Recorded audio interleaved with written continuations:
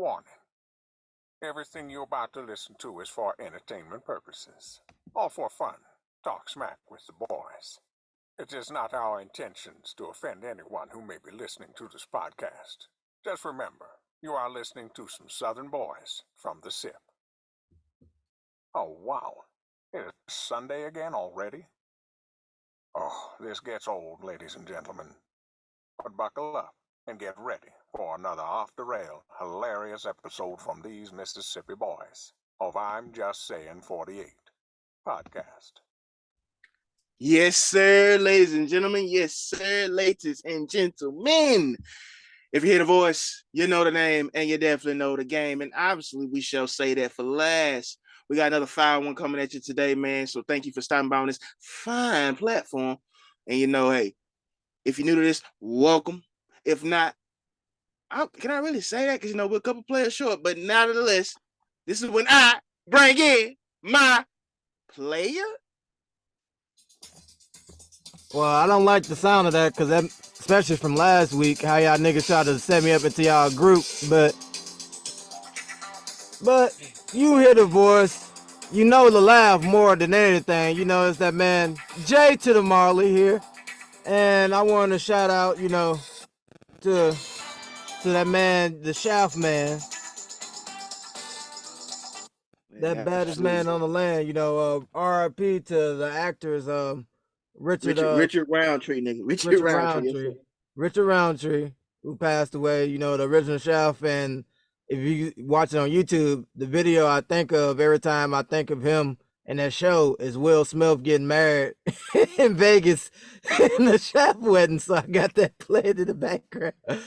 And then also, I never watched Friends, but shit, Matthew Perry also passed away, drowned, unfortunately. So, but yeah, there's two deaths over the weekend, man. It's crazy. But other than that, let's kick it to the nasty, man. You know what it is.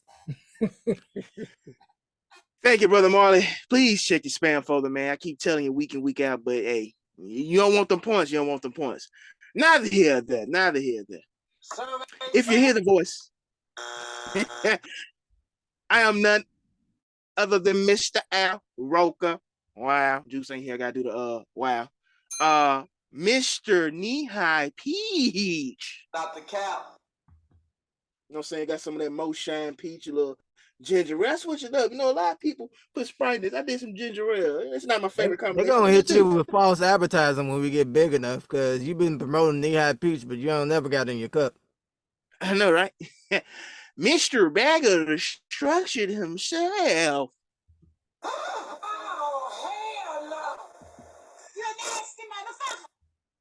And you know this. Redeem codes, ladies and gentlemen. You want them, come get them. If you don't know what all these names are equaling up to, I am none other than Von the Villain. And together with a couple players short, Juicy Core hold it down, Juan the Great hold it down. But in the meantime, we are the collective of I'm Just Saying 48. Marley, you know, dude. I do it. Kick it. Can I kick it? Yes, can I kick it? Yes, you can. Well, I'm gone. Well, you know, I had to bring Juice into the show anyway, since he ain't really here. But, you know, the only thing that you need to know, that Kenfolk wants you to know, is that this whole show. You know what? You're absolutely right, Marley. You're absolutely right. Marley is right today. That's exactly what he wanted everybody to know, you know, on the podcast. I'm gonna hold it down, cuz. We don't agree on a lot of things, cuz. That's one motherfucking thing. No. What you talking about? He said it twice. Right. See? Came from the past twice, man. Marley is right, man. That's the name of the show for today. My fucking moonshine, listen to that shit. That's the name of the game for today, baby. Marley is goddamn right, bro. Well, boss man. What's your topic, man? You know how we like to start it off. It's a two-man panel, and we're gonna hit it up with sports starting off, man, encapsulating the week. You know, basketball started this week, and also had a big boxing match this weekend as well. You know, big popular boxing match. I didn't watch it. And oh yeah, man, I watched it. I got the stat lines here for you and everything. But before we even get into the stat lines of the fight, it was actually people was calling it, one of the how crossover fights supposed to be, back to the level of like Floyd and Conor McGregor, where it's actually like a challenging fight and don't just look like a blowout. Cause that's how they've been Right. recently. But before that, I had to get these jokes off. On What the I fuck is know that? both of these men look the same. I wanted you That to ask Derek your White? opinion. Yes, I wanted to ask your opinion. Who does the better, Derek White or his long lost brother Tyson Fury? Cause that's what that nigga Man, look it's like a on the court. fucking question, man. Is this a fucking question? I'm going with the baddest man on the planet have his body shaped like a bag of laundry. It's Tyson Fury. I mean, come on now. I know, but I mean, I ain't knocking Derek White. Let me say this. A lot of people been killing Derek White dude for years. Last couple years. I know last year, I think it was Chuck and Shaq. They had a nice little fun back and forth about it. But I'm all for him cutting it off, but he couldn't put like a headband on that motherfucker. no, cause then it looked like you ashamed, like you gotta go when they call it coming on home. When you come on home, you gotta stand on that shit. You gotta be. So he been standing on it, but Coming on? coming home. Oh, I said coming on like No, nasty nigga. Slow. Rebuke yourself, goddamn it. Stop. We're not doing this, goddamn man. Ain't got enough people to handle you and your freakiness. No. It's called coming home, goddamn it. Motherfucker is and basically like, he cut his hair, but I saw that nigga in the preseason game. I didn't even know he had did it. And I'm like, you in Boston, your last name is White. Now you look like fucking Tyson Fury. He just trying to corner the market. That nigga ain't slick. He over here trying to get them jersey sales up. He saw what freaking Kelsey did in the NFL, and he over here trying to do the same thing, trying to looking like a state trooper. He over here trying to get the goddamn jersey sales up. He like, I'm in Boston. I'm in Boston. I'm in enhance this goddamn brand. Call me Mini Tyson Fury. I don't know why they ain't calling that nigga that, because that's what that nigga look like. Nah, man. No knock on D White, man, but I guess I'm so used to seeing him with hair. When Tyson Fury, I only known him bald, and I mean, it fits Tyson Fury head. Yeah, I didn't know, like I said, when I was looking that up, because looking up for that joke, I didn't know like how bad his hair was, because like you said, I always heard people talk about it. I never knew how bad the man Harris actually was, though. But for a quick fight. Yeah, I was gonna say, for a quick synopsis of the fight, you got to hear, Von, you probably the better reader of it. You can read the stats, and then I could give y'all a overall of what it was. Were you trying to be funny when you said that? No, I wasn't. I was just saying you are the host / voice. I mean, okay. You, like I told you, man, already. Whatever you believe, doesn't know this part. Marley is right. Never. All right. To everybody that's gonna be listening to the audio of this show, we got the final punch stat report right here. We got Fury, and what's the other nigga at the bottom name? Ngannou. I'm just gonna say Ngannou. I mean, woo, it's real African. I know who he is, but that fucking name. Oh, wow. Total punches, body punches landed. Fury got 71. Ngannou got 59. Total jabs, body landed, 39 to my man Fury, 22 to Ngannou. Power punches, 32 Fury, 37 Ngannou. Like I said, I didn't watch the fight.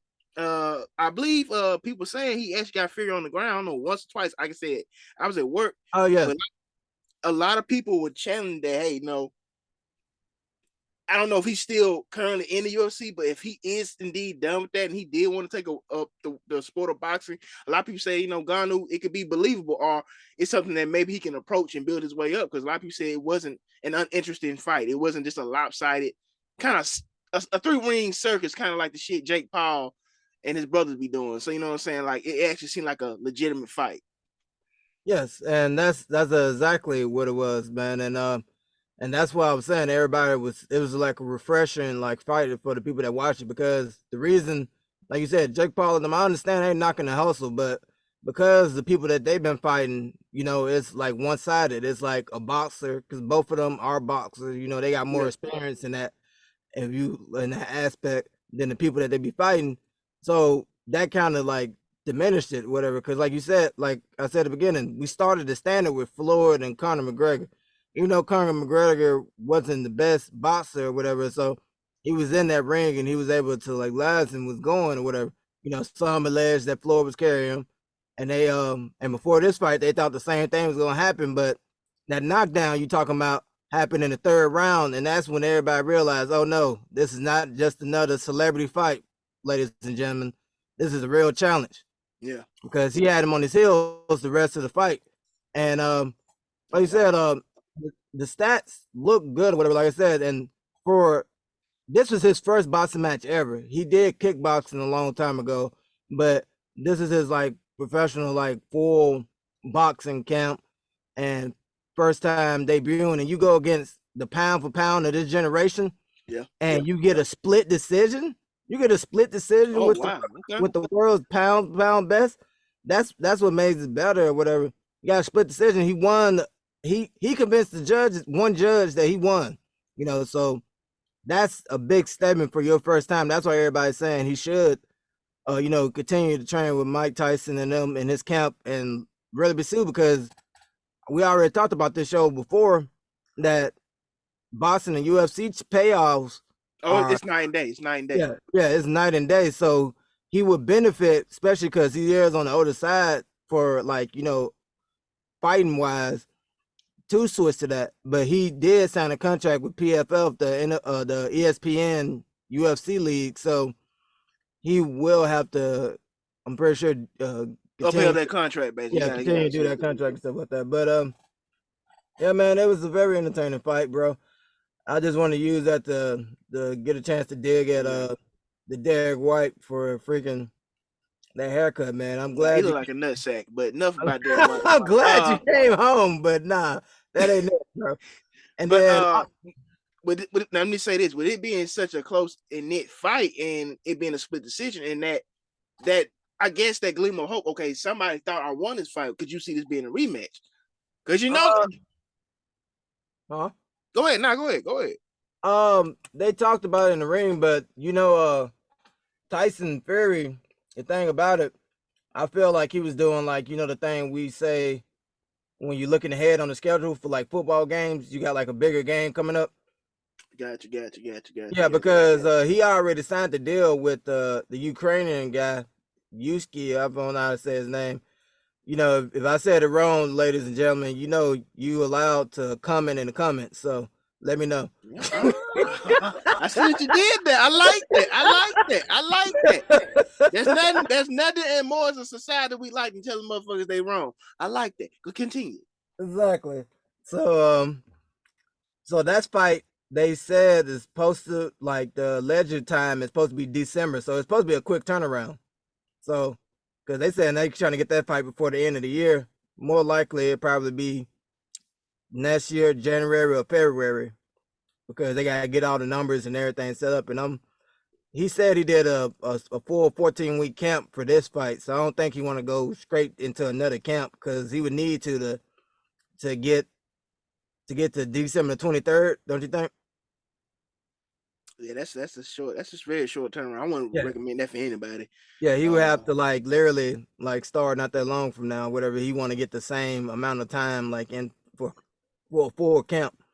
Yeah. So that's what people were saying. He was looking ahead to that. But Tyson Fury said after that fight, because you know that's gonna be for the undisputed heavyweight championship, which we haven't had since freaking, like, I think they said like Lewis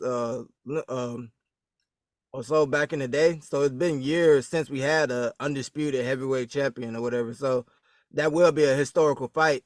So I feel like he was focused on that. But he said he'd be willing to do it again, because a lot of people was leaving the fight saying that they felt like Ngannou was robbed. If you the champion Fury is, you never want that on your name. No. It's that itch you gotta scratch. Yeah, so I think they definitely would do it again, and it probably get more pub this next time around, because he lasted the whole fight. Like, that's another thing. UFC fights are, even at the championship rounds, are what, five rounds? I think 5 minutes. Yeah, 5 minutes and like 5 rounds or whatever. So like that.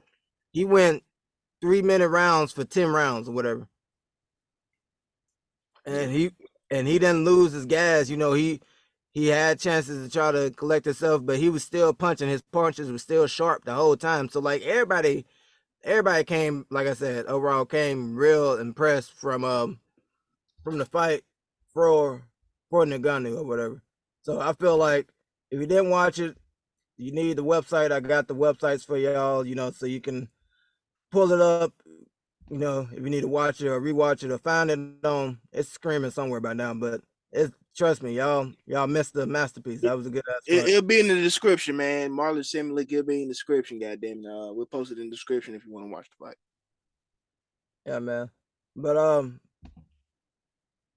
other than that, moving on to basketball this week, whatever. Did it pull up? No, it hasn't pulled up yet. So I'm assuming it's still loading. To the viewers out there, once again, listen to audio. This is a video via Clutch Sports co-founder Rich Paul. Oh no, we still in sports right quick before we get it out. This couple of things. You know, we had our first 50-point game of the season. Really? Yeah. Who? It's loading. I mean, you know who Juice was Levine? this is one of your brothers. You know, one of your my fucking brother. I don't know that goddamn man. One of your light-skinned brothers. You know, don't put us all in one goddamn. that's what he would call it. You know, he would call it one of your light-skinned brothers. But this is You're absolutely right, Mark. You're absolutely right. Yep, light-skinned brother. See, 51 of them things. Okay, one steal. He wasn't doing much passing. All right, I see. The passing. I'm more now about like the actual like percentage. You see, that's over 50% from 3-point off 13 shots. I mean, he was stroking that motherfucker now. Don't get me wrong. That's what I'm saying. That's one of the more efficient 50-point games, because usually I see 50-point games, you know, they in the 30s or like, you know, almost 40s for the real bad ones, and it's not that efficient. You know, I think KD and like Booker and like some other people had like some efficient ones, but I was shouting this one out because it was one of the more efficient, and I'm like, shit, what we 3 games, if that, into the season? 3 or 4, and my man got the first 51 of the night. Right. I like Zach LaVine. I definitely like his game style. I definitely think he's he's not a superstar. It's not no offense. He's not a superstar. He's kind of like that borderline all-star kind of slash a number 2. Like he's a number 2, but he's borderline on line of being a bona fide all-star. Like I don't mind him being in Chicago, but I don't think he's gonna do much winning in Chicago if it's just him. And I think who they got? Him, Vucevic, DeRozan. Like I like them both.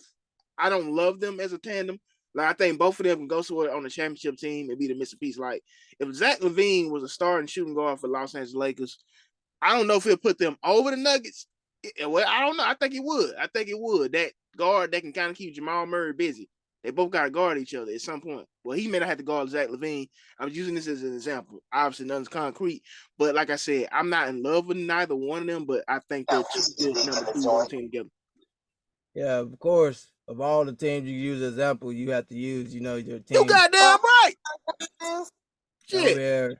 Advertising for Clutch, goddammit, already. That's not been confirmed. That's not been confirmed. Go to hell, Juice. That's not been confirmed. He's one of you motherfuckers with my taxes. Why you keep setting this up? I keep telling you what the name of the show. Right.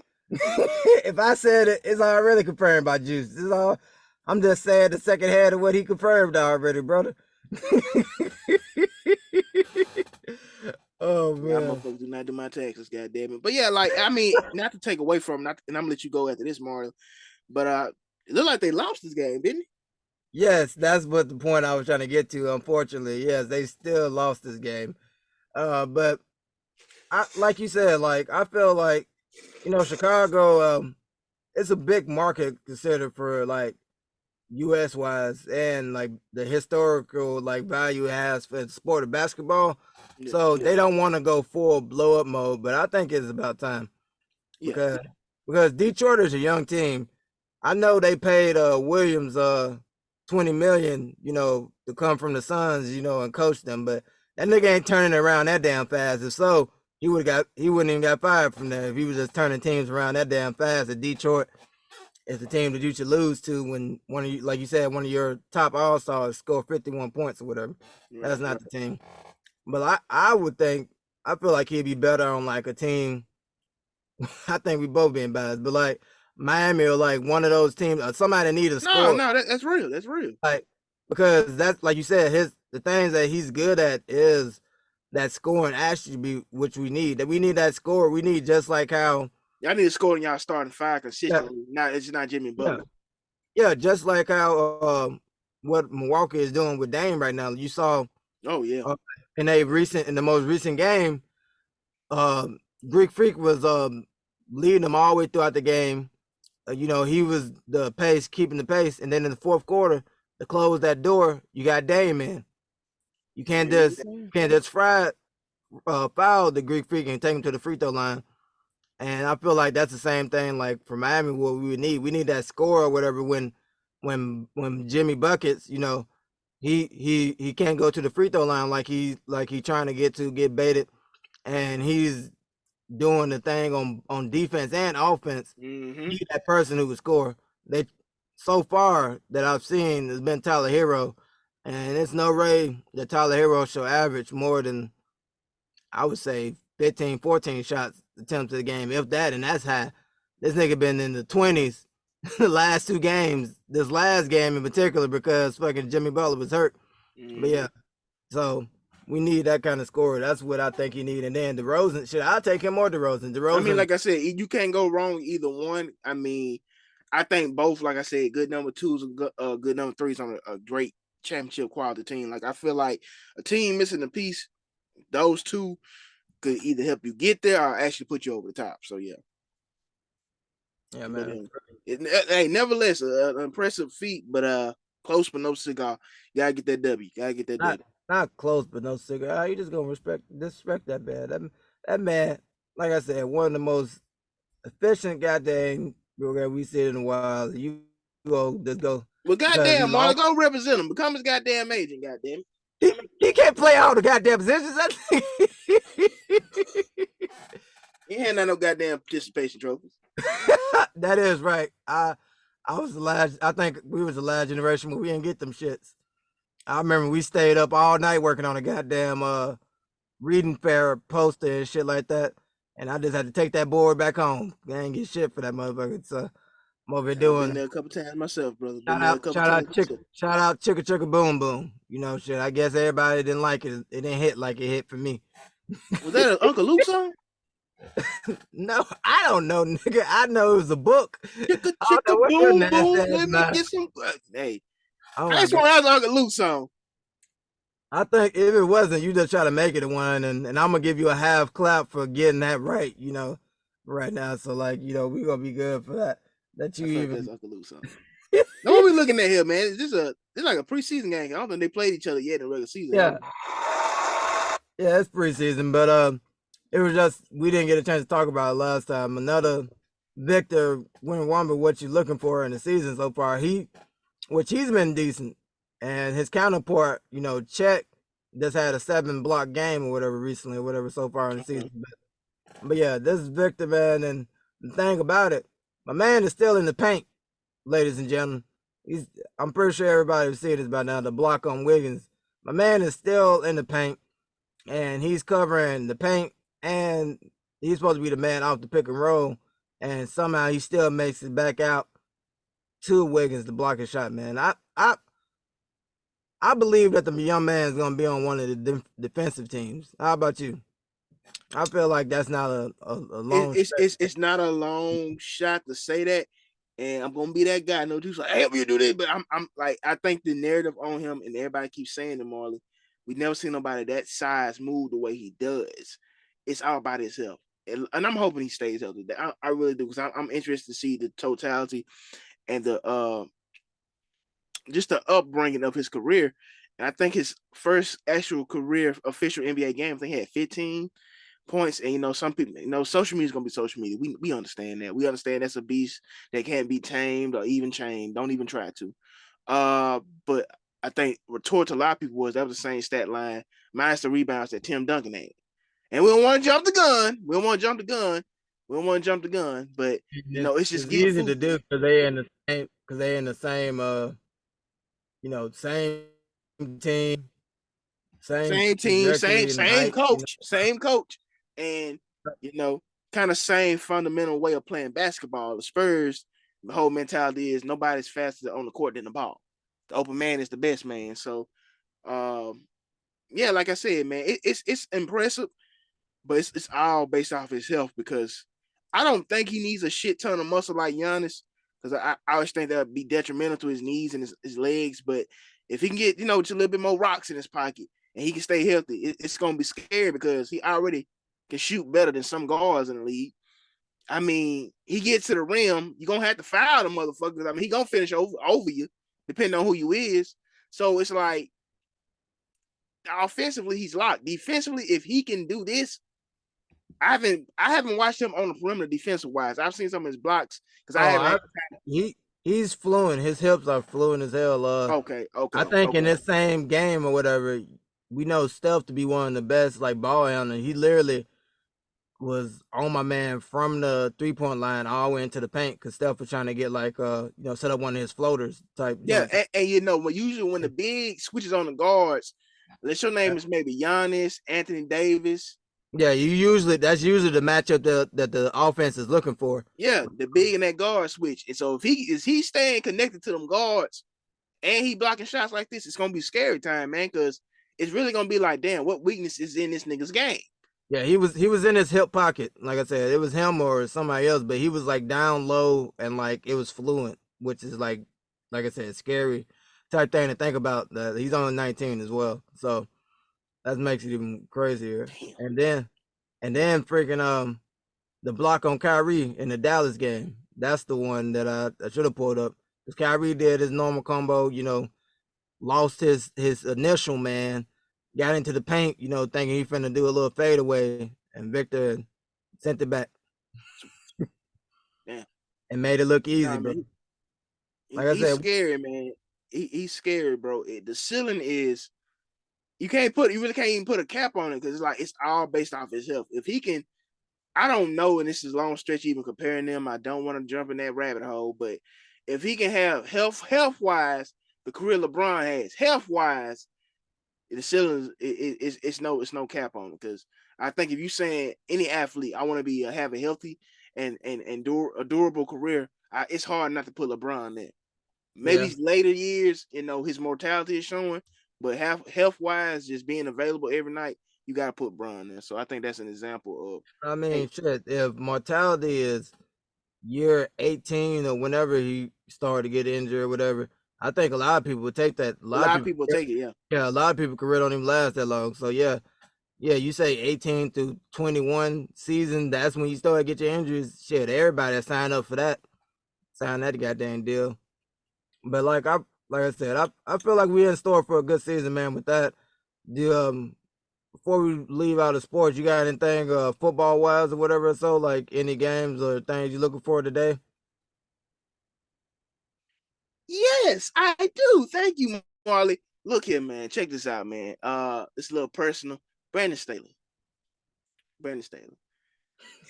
You are not the main problem, but you're definitely not being the solution at this moment. I can point to a lot of things wrong with the LA Chargers. You paid your quarterback.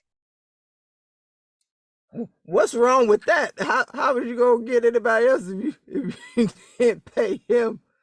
I mean, oh my goodness, man. You definitely want the quarterback to be paid. That's for sure. So I don't think that's the problem. Yeah, excuse me, man. Since the app kicked me out, I was a little confused. I looked at my screen and said, what the hell? I mean, they didn't know. I just been over here. Situated. I just been over here talking over it like you still here. But yeah, man, what's wrong with paying the quarterback? That's what you need to do. I mean, most people wish they had a quarterback. Shit, that's all we missing as a quarterback, goddamn it, because we got the defense. The quarterback is what we need. Hold on, Marley. Keep talking. I'm trying to get my screen back right. Oh yeah, man. But like I said, the quarterback is the missing pieces that we that we need for our team. So shit. paying the quarterback shit. I'm interested to see why that's one part. It's not the problem. What I was getting at that was basically due to the fact of them paying him, he has not been playing, to my opinion, the standards of that contract. And he's not all, Justin Herbert's not totally all to blame, but it's like we're 7 games into the season. We're 3-4. We got a chance to be 4-4. We played the Chicago Bears today, I believe, that third string quarterback. That should be an easy win, but we shall see. These last 3 or 4 games, the opportunity for him to seal those games, tie those games, or win those games have been in his hand. And I hate this narrative of, fire Brandon Staley. Like I said, Brandon Staley's not the main solution, but he's not also the main fault either. You see what I'm saying? Like, it's easy to point fingers at the head coach. The head coach can do X, Y, and Z. It's up to the quarterback at the end of the day and the players on the field to execute it. Like I said, and for years, man, it's been this narrative on Justin Herbert that he doesn't get blamed or he doesn't get held accountable. He's kind of like this media sweetheart and darling. But I can't speak for the rest of the country. I can't speak for the rest of the world. I can't speak for the rest of our fan base. But I'm gonna be one of the people that hold his ass accountable. Like I said, it ain't all just on him, but goddamn it, you just got this motherfucking contract. You, some other quarterbacks. I don't think has Lamar Jackson been paid yet.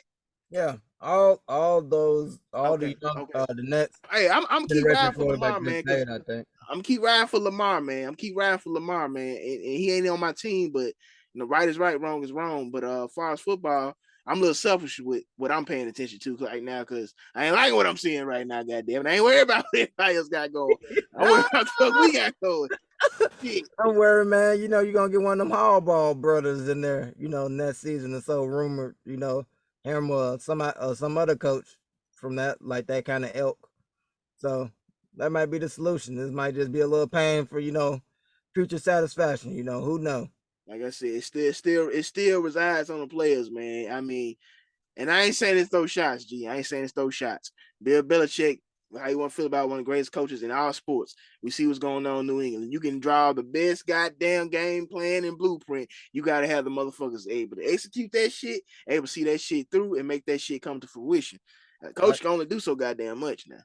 And like I said, y'all already got the missing piece. Y'all just need the system and something that in sports we can never guarantee health. Shit, the health bug has been it's been like in LA for some reason. Get rid of the goddamn turf.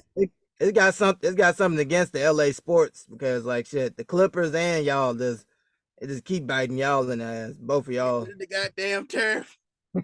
Oh yeah, they can do that for sure.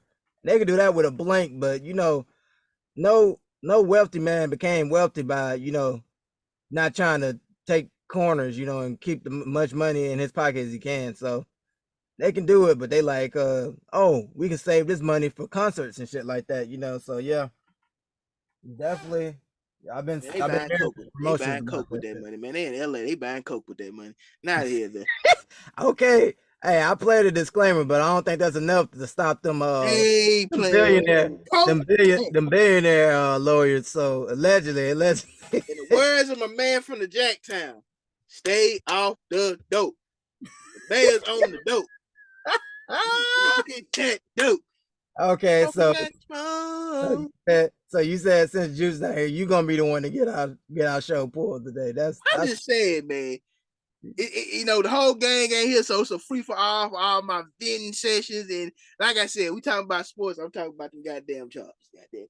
But any more things in the world of sports, brother Marley? You know what I'm saying? Yes, I just saw one. Our good friend, good old Gil, real quick.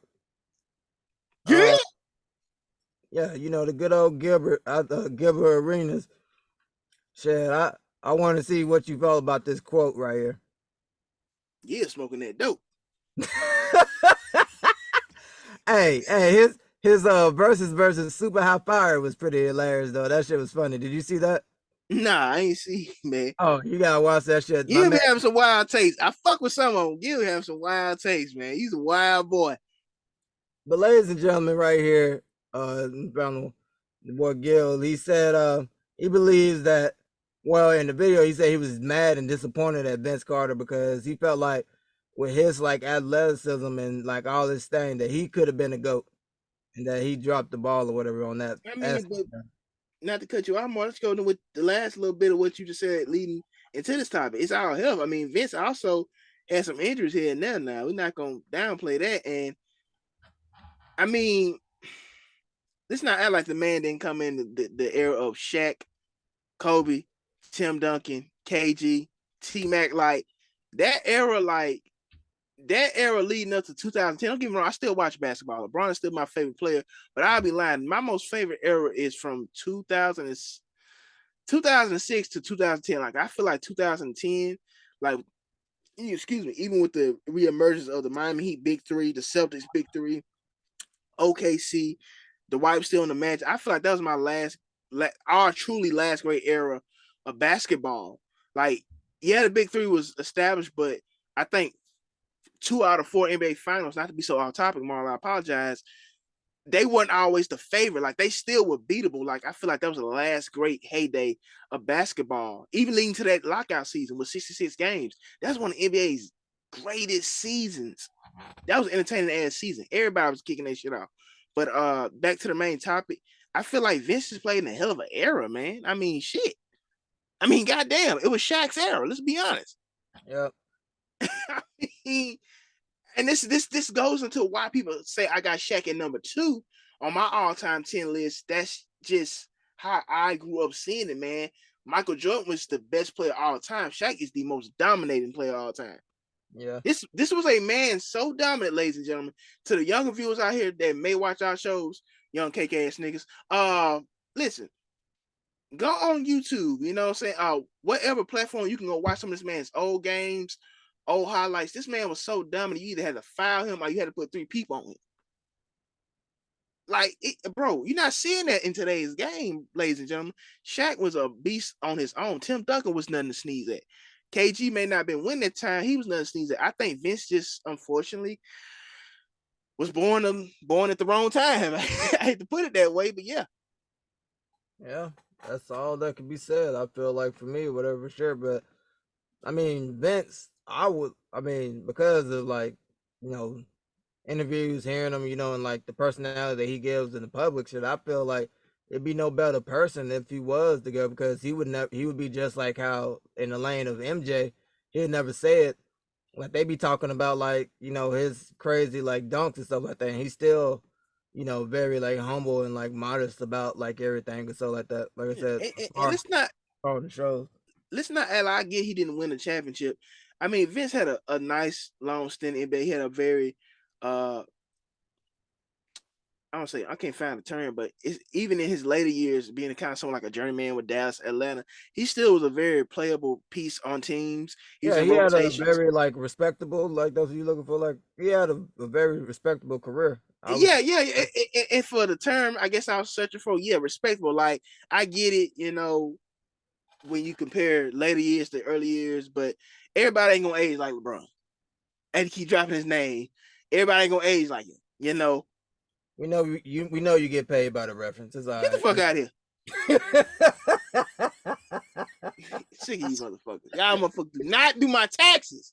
But yeah, man, like, it wasn't like his later years he was just no chum, you know what I'm saying? Like, he was just, you know, riding the pine. I mean, Vince was still a playable piece on some playoff teams too at one point. Dallas, like I said, Atlanta. Like I said, he did his thing, you know what I'm saying? So we ain't gonna act like he, you know, just was sipping Gatorade, chilling. Nah, you can't do that. Oh, for sure, man.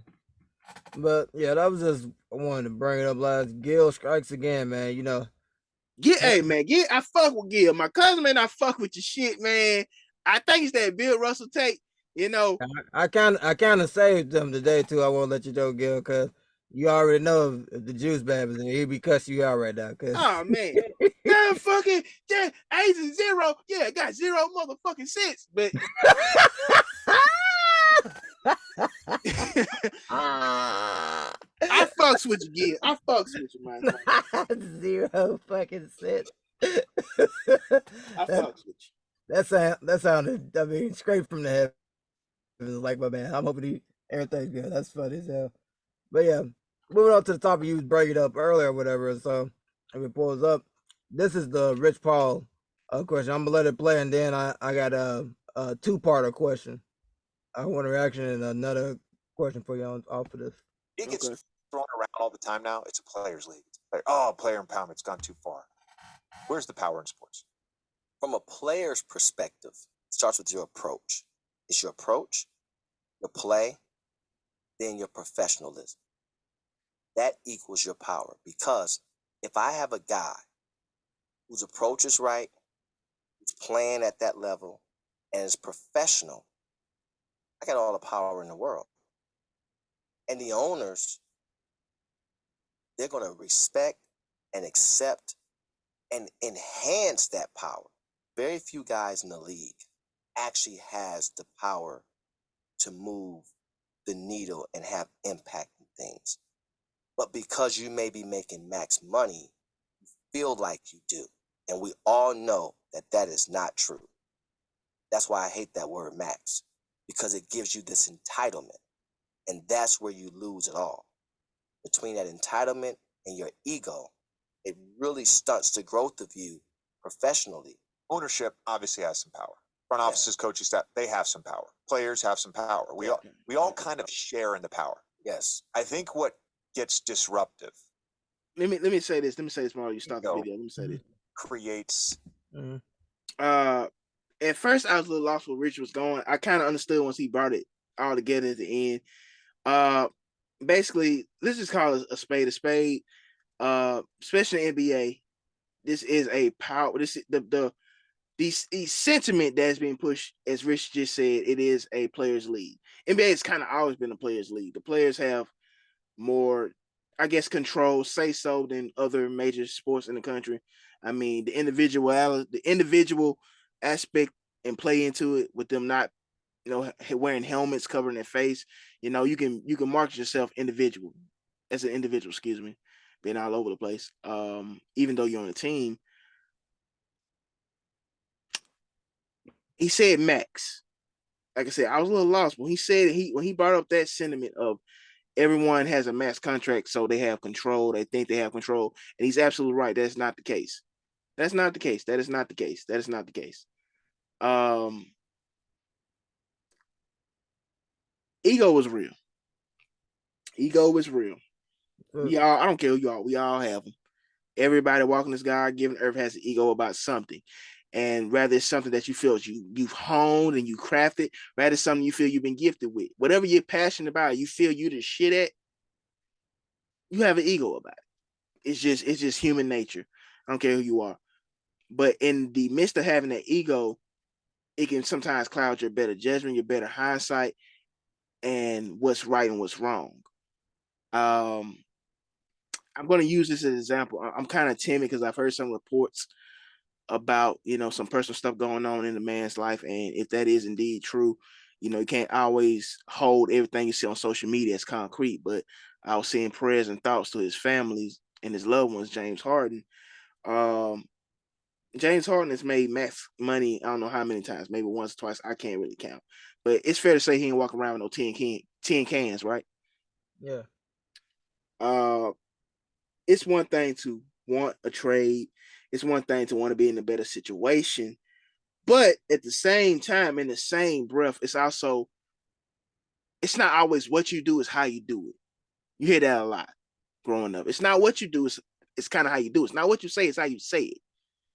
And a lot of people can say the way he handled the whole 76ers situation was definitely not the best. Now, reports will come out that, I think he tried to join the team on a road trip. Basically, Daryl Morey and the whole organization, whoever was like, "No, what? You ain't been with us, so don't come with us."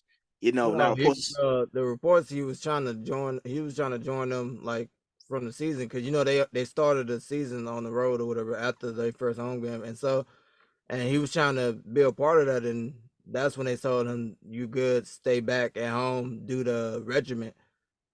Just start training or whatever at home and you don't come on a road trip type thing.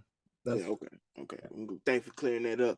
But basically, man, the whole foundation of, I guess, for lack of a better term, this drama that's been leading him falling into now since the beginning of the whole off season is kind of how he handled that whole. I guess he was at a camp or something, one of his personal Adidas camps, and he basically called Daryl Morey out publicly, it's like, man, hey, it's a time and a place, bro. We didn't need to know that. You know, it's a conversation between you, your agent, and the organization. And James Talent, like I said, I feel like he'd be one of the top 5 shooting guards of all time. But a max player, by theory, is he a max player at mind and at heart? Because you hear max, you hear the max. Think max. I'm getting the maximum out of you. Not just what's on the court, how you carry yourself, your personality, your leadership qualities. And let's be real, his leadership qualities have been in question many of times. Many of times. And that's what he was leading to. Like I said, he wasn't finished, but that's what Rich Paul was leading to, was about. And he said that the 3 qualities that you need out of a player, you need that that talent, you need professionalism, and you need freaking you know, to be like that, all that consistency or so like that. So those 3 things what makes you that max pace at the beginning, which he had. Like when he first started, became a max player in Houston, he had those things. He had a good relationship with the GM Daryl Morey, and stuff like that. And they were boys. That's what got him here or whatever. So, but the questions that I was trying to get to, whatever he finished, you see, I stopped it on the video where it said only 2% of the actually has like power or whatever. That's what he's talking about. And the 2 people he used can be disputed in that situation. If you look at it, it's he said LeBron James and Steph Curry or whatever. Those are 2 people that has all 3 of those qualities and everything, and actually have that power. So the question that I was trying to get out of that, because to me, like you said, the narrative is that the NBA is more loose, and I feel like that have to do with it being a more predominant black league or wherever, that, you know, they want to push that narrative in my beliefs. But with that being, I want to know, like, if what he said is true, and it's not the 100% players are in control of the league, but it's that 2% that he's talking about, and that's true. Why are the fans, I would say, always on the owner side of things or whatever? So like that, they take and not only are they on their sides, do it stem from jealousy of the players or envy or something like that or whatever? Because we always talk about it every time a lockout in the sports. It's the bout of the billionaires versus the millionaires. But fans and the people always the public takes the billionaire side. Like the billionaire is the one getting taken advantage of or having something taken from him. So like that. And let me say this. Rich is absolutely right. That, granted, this is a players' league, but let's not get it twisted. This may be a handful. It may be 5 or 4 on my finger that actually have true power. LeBron's obviously one. And you can feel how you want to feel about that. You can say what you want to say about that. Let's not act like, since the duration of this man's emergence of him just playing professional ball, how much billions and billions and maybe even trillions he's generated. Ticket sales, merch, viewership. I use him and Tom Brady and many other greats as examples. You like them, you love them, you hate them, whatever. You're going to watch them at the end of the day. You're going to watch me. But anyhow, Steph's definitely be another one. How you feel about him? Steph's kind of getting that point in his career where, and it's like we had this thing in society when you're this kind of like unfound, unseen jewel. You always seen the talent, but nobody else kind of did believe in the talent or believe in you. We cheer for you. It's like the underdog. Once you're no longer the underdog, we like to kind of throw dirt on you. That team's too cocky. They're this and that. He's ruined basketball. That's kind of how we move as a society. But anyhow, I can point to a lot of reasons why we as the fans, I say we in general, not precisely, but me or Marley or the guys on the show, but it kind of points to a statement I think I made last week's episode or the week before that. I think it's the week before that. You know, we're talking about basketball, NFL. Why is the NFL, even though basketball may have the bigger individual stars and bigger individual brands, why the NFL always be bigger? I point to a lot of reasons. I point to this. I point to that. Every game matters. But the underlying just in your face reason is obvious. Like I said, the best player in NFL, not saying it can't happen in basketball, but the underlying best player in NFL usually be a white face. I'm just being honest with you. And the notion since the 70s, even like maybe before then, about basketball was it was just a bunch of niggas running and jumping. Yeah. I mean, They called it a drug league, pretty a much. drug league. Let's strip it all the way down. Let's take away the PC talk. Let's take away the analytics, the viewership, all the numbers. The bottom line is this. A lot of people look at these basketball players as I'm gonna be that guy, entitled niggas making max money to dribble a ball. Even Charles Barkley, he didn't say it like the way I said it, but I think some earlier week they had Commissioner Adam Silver on the show, and I believe I just seen the clip. I didn't actually get a chance to see the whole halftime show, after show, whatever. But Charles Barkley was basically saying, hey man, you play 3 or 4 times a week, you get paid 8 figures or more to bounce a ball play, right? Mm-hmm. Basically, hey, shut up and dribble. That's not what he said, but that was the sentiment. Where in football, players don't voice their outrages, players don't voice this, that, and this. I think recently I heard reports of them trying to move it to 20 games. How do you think the players feel about that? Like, hey man, we play a physical sport that may not be to the magnitude of once what it was, but we still gotta go out and lace up, click up, and go out here and play. Y'all put more wear and tear on our bodies for the playoffs even come when it really matters, just so you can get more ticket sales, more merch, more TV contracts. But that's like I said, it's because of their union or whatever. Like now, union wise, the NBA and I'll say the NBA and MLB for sure have the strongest 2 unions. But in all of those situations, the owner, for me, like I said, you on the side, you feel like, yeah, the players, you understand the billionaires. Me, I'm on the side, I'm looking at it as the players. Bro, it's not a business in America. This is the most capitalism state there is, country in the world. One of them for sure, especially in the West. And so it's not a function in this damn society that I know is not being more profitable to the person who's putting the money in, who's write the checks. And no, it's not a workforce that you can tell me that the person that's writing the check is not benefiting from it more than the person that's receiving the check. And that's my foundation belief that yes, their paychecks that they receiving are bigger than society's, whatever. And that's the thing that I feel like people have to, when we talk about these situations, not look at it to that. We have to look at it as in percentage. That's all I thought. Because we see the numbers and we like, shit, yeah, I wish I'd be getting taken advantage for that so much money. Yeah. Right. Let's put it down on your scale now. Let's put it on your scale of whatever, take the equivalent of that, of your job, or whatever money you making now, that check that you don't like, that you have right now. And let's say your boss came to you and started to push that check in even further because they want to make sure that this year's numbers on Wall Street look good or whatever. So at that, and they keep pushing that number in, and they keep pushing it in, and you the backbone of the company. You and your friends, y'all are the reason why they able to make this money. If y'all were to strike or so like that, they would be in trouble or whatever or so like that. But they keep pushing that number in. That's the thing to me that why I favor the players or so like that. Because we look, like I said, the big numbers, and that's why they do that on purpose. Because in Europe or whatever, I was just trying to look up a player's salary in Europe, and it's not as widely known as it is in America or whatever. Because they're not public figures. Only people's salary that are usually like made public are government workers of like those type of jobs or whatever, where it's coming from the tax people, whatever. These are not those.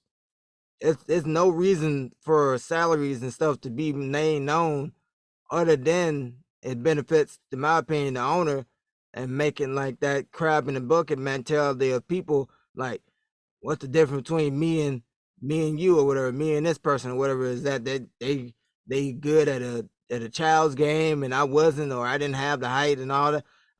Which in my opinion, once you get down to height and you got these excuses, nigga, you weren't gonna make it regardless. So it's a lot of difference. But yeah, that's the thing with me. That's why I keep going on side of the players, because I'm like, bro, hell yeah, in the overall sense, the players are being taken advantage of, and the players do not have the power or whatever. They are the hamster on the wheel. It's a much nicer wheel than me and yours that we have to wake up and get on, but it's still a wheel nonetheless. Right. And a lot of that too, when I really thought about it, I was thinking while you were speaking, Marley, was let's take the average, I always use this number, the magical number 100. Let's take 100 people put in the room, and let's say all of them have similar sports NBA teams. Like, hey, I'm a Heat fan, I'm a Celtics fan, so and so. I'm this fan, I'm that fan, I'm this fan, I'm this fan.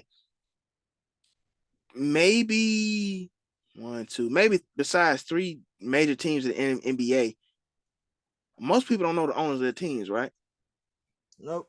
Most people can't tell you the GM, the president, so on and so on. And why is that? Because you don't see their face. And assuming you shouldn't, because they should be behind the scenes, right? Yeah. There you go. You can't put a face on the owner. Unless you got you have your onesie twosies, you have your Jerry Jones and Your Mark Cubans, Mark Cuban, stuff like that. You Yeah. see them in the forefront for whatever reason, yeah. but you know them. You can put a face to them. Most average people, most average American can't put a face to the owner of their favorite team. So if you can't point the anger towards them, who's the next in line? The players. And not only that, number 2, going into my opening soliloquy about race, some of y'all may be too young to remember that do watch the show. 2003, Eli Manning was drafted by none other at the time the San Diego Chargers. I know Marley remember this. He told them he didn't want to play. I'm assuming in the pre-draft workouts and pre-draft interview, he said he didn't want to play for them, right? Yep, his dad also was pushing it too. Yeah. See what I'm saying? Here's a player that coming fresh out of college, have not played one down in the NFL, told a team and an organization, don't draft me, I want to play for you, right? Nevertheless, that's his right. Mm-hmm. The sheer gall entitlement in that whole sentiment, telling somebody that you don't want to play. If you know how many people dream of playing in the National Football League, in the NFL, and like I said, I'm not saying he's wrong for not feeling that way. Get drafted, sour face, whatever, this and that. And I remember years ago, Brett Favre, when the whole, okay, here we go, Deshaun Watson situation going, he wanted to be traded before all the allegations and the whole scandal came out and all this. Oh, well, these players now, they just entitled, that this and that, they don't have no loyalty, blase, just going on. And the sentiments was like Stephen A was saying at the time, the sentiments were similar to shut up and dribble. Deshaun Watson, I believe, been in the league a couple years at the time. Here's Eli Manning telling a team, I don't want to play for you, I don't want to do this, and he ain't played it down yet. Nobody said shit. Mm-hmm. You see, so like I said, let's strip the PC talk away. Let's strip the analytics away. Let's strip this and that away. I make a lot of people uncomfortable. What I'm saying, nigga, you be thankful for this opportunity we gave you. You make the most out of it. You play to the maximum of your effort and be thankful. That's just always the sentiment that just came off to me, Marley. I'm sorry. And that's the same thing for me. And that's why in those situations, I'll be on the player side of the situation or that point of view, because I'm like, I know that's, in the end of the day, that's always what it is with like sports, anything like that. Any form of entertainment, I would say, like celebrities, anything. That's the first thing like somebody on social media or somebody would say, I pay your salary or whatever. Like yeah, like I'm the reason, like, I go out and watch your movies and stuff like that, which is true, but that's also another myth into the thing or whatever. It's the TV media deals that pays the majority of those salaries or whatever. The stuff that go on in the stadium, that's what the owners is mostly connected. That's the compass, the CBA, yeah, it goes up. Yeah, all the fucking stuff, all the beers and shit you buying at the games, that's not helping your favorite player. That's helping your favorite owner, get some more money off the top or whatever, not your player or whatever. So that money, the money that's the thing that they fight for and that they finna try to double up this new media deal is the TV rights. And the reason TV rights are so big and is because again, commercial and money or whatever, monetizing it. It's the thing. Um, Other than live sports, bro, what is apartment TV? What is something that you have to watch there in a moment or you can't watch it later or something like that? I would say the news, but the news has like 3 different time cycles where it comes on. Yeah, exactly. Like you can watch that different times. Like so, that's where the money is at it. That's the same thing with. I know you probably fell out of it, but I still watch like WWE. That's why WWE is Okay, still yeah. a cash cow because it's that live thing. Like right now, like before the union agreed on a deal, all production and like we was running to the end of all the stuff that they had already shot and cut, so we was running out of stuff. What did they use to fill up that time, them time slots? The NFL. That's why you had the 2 games on Monday nights, one on ABC filling in a time slot and then the number 1 on ESPN or whatever, because it's a live action. It's something that you have to do, appointment TV, which means I can promote these ads, I can promote these sales and stuff like that on that or whatever. That's why the sports are such a high commodity. Like you said, we pulling back the curtain on it. That's why. And as long as they keep getting those big numbers, and then the NBA is even more another layer on top of the NFL because the NFL is more stateside. It's literally just it's ours. Everybody else judges us and think we crazy for doing this sport because they know the ramifications of it. So the NFL is mostly us. We getting fans in that, but the NBA that is global. It's global. That's global. So that means that we can all like during the Trump years, people was like turning away from NBA, but you saw their numbers kept going up. Why? Because it is global. So now you saying that this product not only is being seen in the US as appointment TV, but all around the world, bro. That you going and trying to forget about whatever happened at work and you buying a couple of tall boys is not what's got LeBron dribbling that ball. Is that, ladies and gentlemen. And who's getting a higher percentage off of that money? The owners. And the owners are also getting paid for your tall boys. So that means somebody's getting 2 checks, one nigga getting 1. And they trying to cut corners and trying to push that check down. So that's why I always go with the players, bro. Because the owners are not, they wouldn't be in this business if they was gonna lose, bro. Look at the turnaround for selling teams. Jerry Jones bought the fucking Cowboys for $200 million or something around that. The Cowboys are worth 10 or something billion damn dollars. They the top 5, one of the top 5, not NFL, but sports franchises in the world. That's what I'm saying. So look at the increase in value of what he got for what he invested. They not doing this because they are losing, ladies and gentlemen. They are winning. I believe the biggest, what they call that above the stadium. I can't find a word. Jumbotron in the world, or at least in the country. Yeah. I mean, them, Madrid, the Yankees, the Lakers, they one of the top 3 sports franchises in the world. Yeah, like I said, man, the players are not winning. The players do not have power, but you know what? They would keep that narrative in the rotation because people will continue to fall for it because of, like I said, this is my opinion. I just really believe that it's envy or stuff like that. I watch sports, and people used to say escape all that shit. No, I watch it because I just like competition, bro.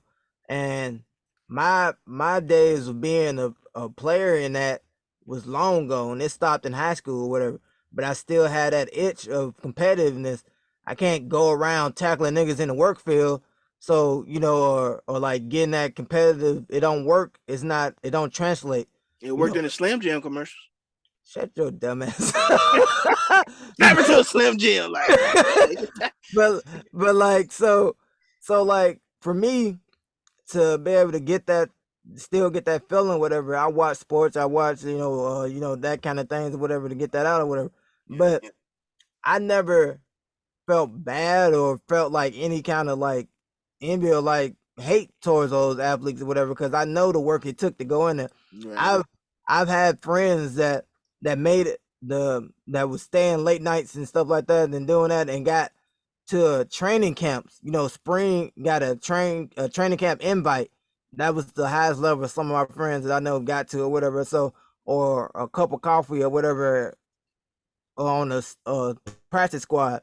And them niggas was staying behind doing extra and everything when I wanted, I would do the practice that we were supposed to do, and then I'd get on my bike and go home. They were still there putting in that extra dedication because they wanted to take a level. And I told you what level they got to. So I know the players that actually made it to these leagues is missed out on even more and sacrificed even more to get there. So I never had that hatred in my family because I know what it took and I knew that I wasn't willing to do it. Same way, like when I see fucking online pictures of niggas with abs or like women with all this stuff like that, I don't get mad because I know every new Oreo flavor I'm gonna try it at least once. I'm not gonna turn Even down. the mint? Even the mint? Yep, I tried it. I didn't like it. Oh my God. But and that's the same way I am with shakes. And they think I'm a sick motherfucker. Okay. I'm lactose intolerant. But shit, when they come out with a new flavor of shake, my brain is like, it get that FOMO, like, oh, I can't miss out. I gotta at least try it, So I So know, slang be safe for eating ass. nigga, no, I don't need to try that, nigga. How you know you don't like it? I don't need to know I don't like it. I don't like the idea of it, nigga. I can't think of any time where I look at an ass and be like, yes, that's what I want to put my tongue, brother. That's the split between me and you, brother. No, it's never a segment. But like I said, bro, that's so I never had, so I knew that's why, like, I come from more respect from players, bro. But I know people have that like thing, whatever. We see society, whatever, and then you always have the far right people that be like, the NFL or whatever sports, this they biggest argument, they could just pay one somebody's salary and end world hunger. But guess what? That's not our type of society, bro. Yeah, it's easy to say when it's not your money. That's when people get on the billionaires when they donate $1 million. A lot of people don't see $1 million in their lifetime working away with slaving away or whatever and shit. And you poo-poo $1 million because you feel like this billionaire should give more or this person should give more or whatever, so like that. That's, like I said, I feel like that's where the issue at is that jealousy or that envy is or so like that of the players, of these people in higher priority, people with money and stuff like that. You feel like something you don't have, so try to tear them down. But I'm like, bro, that's not the way, bro. I appreciate it because I know that I didn't do the things or I didn't put myself in a situation to freaking be that. So I'm at peace with that. But some people not. Some people still thinking that, if I just had a couple more inches, that could be me signing that so and so deal. Pause there, Marley. You real disrespectful. Pause. Hey, I mean, it works in either way you want to, because I mean, you had a couple more inches of you in that industry, shit. Hey, you can make a buck too of that too. I had aspirations, but neither of them. We're gonna finish out the world of sports, man. And it's kind of crazy. I just brought that up because we talking about sexual activity, but here we go. Okay, I just want to say a double disclaimer when I saw this topic on the thing, just so everybody know. I'm here only for jokes. Oh my God. Question itself, I have nothing to speak on. I feel like, shit. Bo Money said it the best.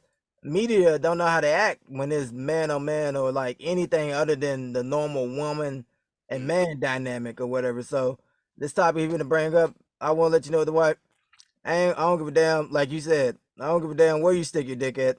Hey, right, not my issue. Go. Basically, NBA legend, because he is a legend. He would be in the Hall of Fame legend. He should definitely be. Should been on top 75 list. But anyhow, Dwight Howard, NBA legend, basically has came across a civil lawsuit from a Georgia man, basically claiming that he was trying to be swayed and forced into sexual acts with Mr. Howard and another individual. I'm not going to get on their sex or how they want to explain themselves. I'm not going to jump into that. Basically, Dwight Howard's retort was, "Hey, this was established, this was confirmed, this was let known when they came here back in 2021. What was going to go on in his Atlanta, Georgia residence at the time."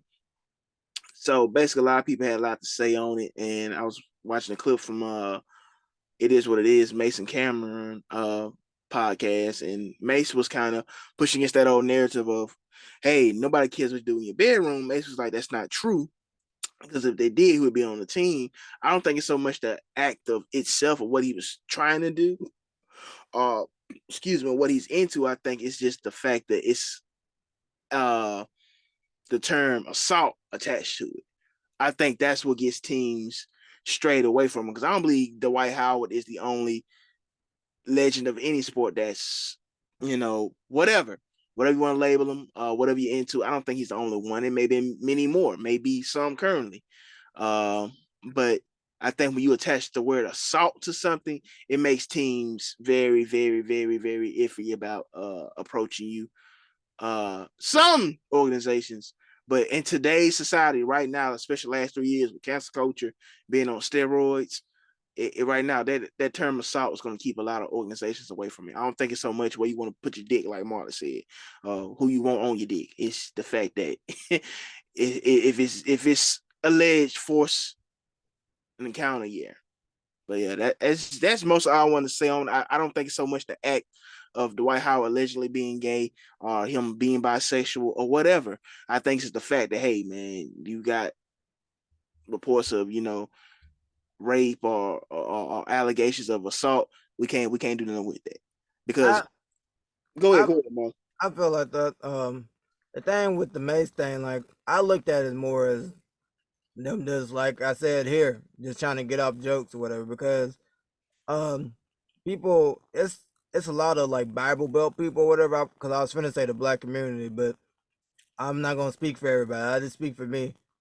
I don't give a damn, like I said, and a lot of people that I hang with, that I put circles that I keep, don't give a damn what you like, what you do in the bedroom. The bedroom has nothing to do with whatever the situation that I care about that person in, and that's your work ethic or whatever in that situation. So, for like you said, it's not that, but I feel like it's also where they went wrong was like that. This is what's keeping him out of the NBA. No, what's keeping him out of the NBA is that unfortunately he's just aged out or whatever, so like that. Yeah, he can be a good backup center for a team. Yeah, there's some teams that would need that and Dwight Top, but his time is just aged out of the league. That's why he's passed him up. Yeah, the league has passed him up. Like, because the only thing because I'm pretty sure this report probably was known when he got his trial with the Warriors, like before the season started, but we didn't know about it until now. So, like I said, it's not. I don't feel like that what is keeping him out of the league. I don't think they blackball him because of this accident. Because if that's the case, it's two niggas on the teams right now who got like assault cases that were proven right, and them niggas still getting paid millions of dollars to be on there, and those were like gruesome beatings and stuff like that.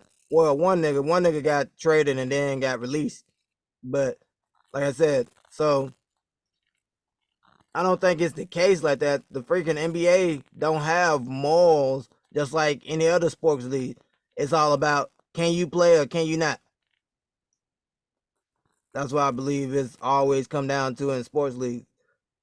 Shit, they don't care. Like if they feel like you are the missing piece that can push their team over, they would play you. They just clearly don't believe that about Dwight anymore. That's why I feel like he's in the league. I feel like this story has nothing to do with that. The only thing that, like you said, that I care about with this story is that if it is assault and he assaulted this man or whatever, a child to converse him against his will, that the law, what the law states and what justice is justice, let that happen or whatever. Let the courts decide that or whatever. That's not for me to decide. That's and whatever happened with that happens. But as far as me, I don't care. Like you said, we all in our community heard the rumors about him, about other players, possible like actors, rappers, all that kind of stuff. And I'm always been under the influence of shit. Why the hell you hiding? I understood in rap, but in basketball, shit, nobody give a damn what you doing in the bedroom. As long if you putting up 20 and 10, Nobody give a fuck. nobody give a fuck what you doing now. You can inhale all the cocks you want, long as you don't get them damn boys. I don't care. Yeah, you get them boards and you helping the team win the championship. Nobody give a damn about none of that, bro. Like, so I'm like, Now some may say I'm not a nobody. I'm a winner. I ain't heard that in a while. I forgot about that. Ask me about my wiener. Oh shit. There you go. I want the racist sausage. Go on, get him off. Go on, get him off. I told you this is the only reason I was here for. Goddamn. One wiener later. Jay Marley, ladies and gentlemen. Jay Marley, ladies and gentlemen. Go on, get that system. Go on, get that system. That was all the ones I can find right now. Okay, so basically, this whole thing was just, hey, you know, we wanted to, I guess, reiterate the whole situation going on. We want to hear the question what the nigga is, because like me and Marlon just said, it ain't none of our goddamn business what the Dwight Howard is into, what he likes to do in his spare time. But I say all the time, I said on the show many times to the viewers that consistently watch this program or listen to this program, people will lie to you for majority of life at some point in your life. The worst lie can be told is the one by yourself. Hey, live your truth. Anything else to say on this topic? If not, we can go and scoot along to some reaction videos. All right, you want to scoot to a reaction? Yeah, we save the question for another time. But yeah, all right. So, No. Okay, yeah, my fault, man. Go ahead now. Go ahead and kick your shit. My fault. all right. I asked it here and I asked it when the fellas come back because I really want to know this question or whatever. Literally, we had this, which I'll claim my second podcast, which is not. Yeah, fucking it might well be. It's not. We actually work. You can work and talk. Yeah, you may work. Your black ass ain't doing no motherfucking work. You can do more than one thing at once, bro. You ain't doing no motherfucking work. Go ahead. Oh, and go. You ain't doing no motherfucking work. That's a whole nother goddamn podcast by itself. This y'all belief about what the hell I do at work or not. But anyway, it came to the question about a bounty. And if so basically where it came from, if you had a bounty on your head, would you want your friend to be the one to cash it in? If so, and how would you want that person to do it? And it came from, like I said, like at work topic and from Jenkins and Jones, shout out to them podcast or whatever, because they was on there talking about if somebody had to kill you, whatever, why not be a friend, whatever, because and this the angle I'm looking at it from. I would want it to be the friend because one, that depending on how big the bounty is, that's life-changing money. They gonna get it. I'd rather them, my friend, cash up all that money because I'm gonna die anyway. Because I'm looking at this like John Wick. Once you get that contract on your head, everybody after your ass. So I'd rather want to choose the person and choose how. And for me, shit, you know, in my sleep, something like that, something peacefully or something like that, or something easy going or whatever. That's how I want to get taken out. How about you, man? You ever seen V for Vendetta? Yes. And when he came to the old Roman's room, Mm-hmm. and he kind of, I guess, inserted the needle. Yes. Preferably like that, with Juice doing it, because I know he'd be cracking jokes and making me laugh, and I realized this nigga just lethal injection me. You son of a bitch. I'm gonna hunt the shit out you. But if not that, you ever seen Color? I know you seen Color Purple. That's a stupid question. You seen Color Purple, right? Yes.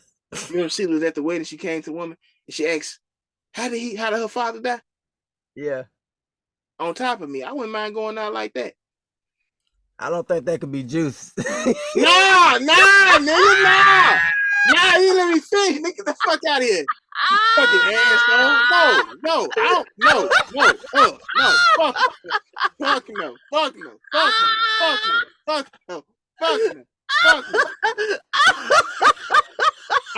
saying. You made me finish. You made me finish. You should have started off with that transition. You should have. Nah, nigga. I was gonna say one of you. You gotta clip this personally and send it to Juice. I want to hear it. I was about to say if one of you lads would be so kind to afford me a lady of the night hint in a hypothetical situation, obviously. You know what I'm saying? I'm in there hitting her with the Dougie, the wing, wang, bam, thank you, ma'am. And I just, and I fade out. Cool. You know what I'm saying? Like that. If not by lethal ejection by my man Juice, you know what I'm saying? Nah, not that shit you were talking about, motherfucker. Get the fuck out. It ain't the shit. I ain't thinking about that before I said it. God damn it. Yeah, exactly. Oh, he blaming that shit on me. You set yourself up for that. I was just saying what the viewers was all thinking. Like, hold up, wait a minute.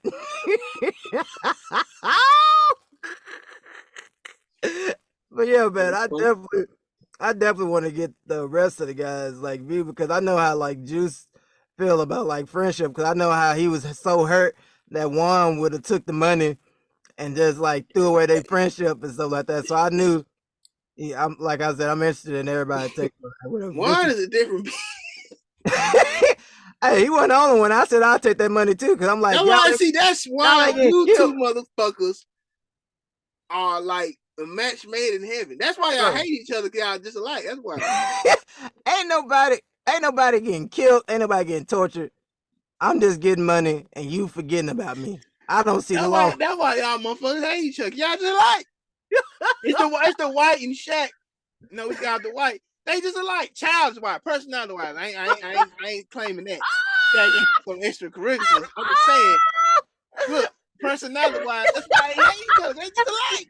So let me get this right. Who all you got coming for your head after this episode? You got the owners because you said they over here on the Coca-Cola. You got Dwight. You got your own kinfolk because you over here and messed up how the sentence. Now you want to add Shaq to that list by messing him up with the white? Man, I'm just calling how I see it, man. The show's called I'm Just Saying, man. God, man. That don't mean you're allowed to think before you say it, though. You know? Look, man. You got me talking like DJ in this motherfucker, man. I know. Tell me this shit fell out your pocket, man. I'm just telling you the truth. Oh yeah, man! I can't wait to hear Juice's reaction to that goddamn thing. Goddamn, that was beautiful, and it was just authentic. You just walked yourself into that corner. I still haven't got your new drop about the black thing.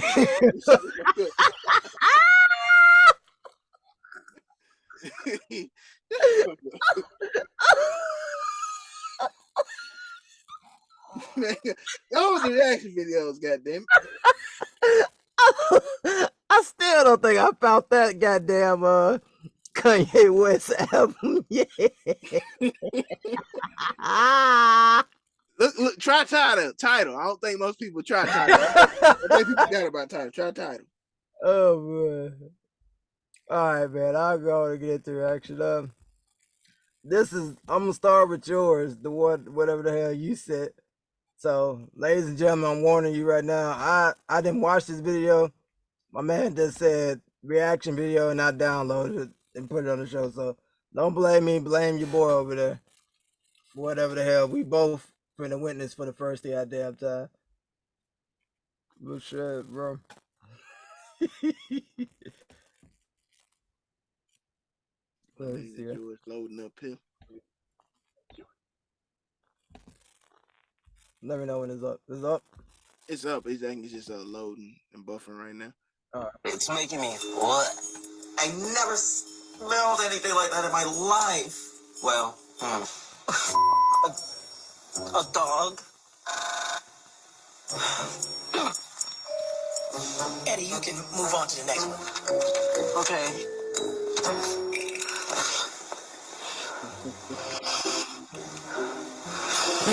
Oh my fucking God. I know the smell. I know this smell. What the fuck is this? Bro, first of all, what the fuck is your timeline, man? Like, how the fuck?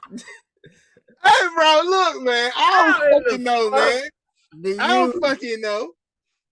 What the fuck is your timeline, bro?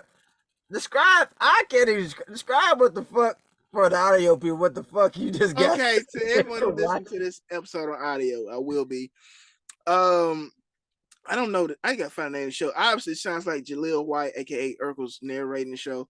It's like some type of game show. Like they're in a segment where the lights are off and you have to rely on your sense of smell to do a glass with a hole cut through with objects where you can smell it. First one was a sock. Second one looks like cottage cheese, and the third one, the third one seems to be a human being's ass. They have the person butt It don't placed. seem. It is. Goddamn it. It is. And Eddie, as we assume, by some of his mannerisms and body language, Eddie belongs to a certain community. Eddie seems like a gay man, and at the end, he smells this man's anus, and he's like, "I know that smell." And eventually, he got it right. He got the other ones wrong, but he out of all things got a human asshole right. So yeah. Oh my god! I just want to know what show you watching and why are you watching the show. I ain't watching the show, but I'm gonna find it. I mean, Jesus.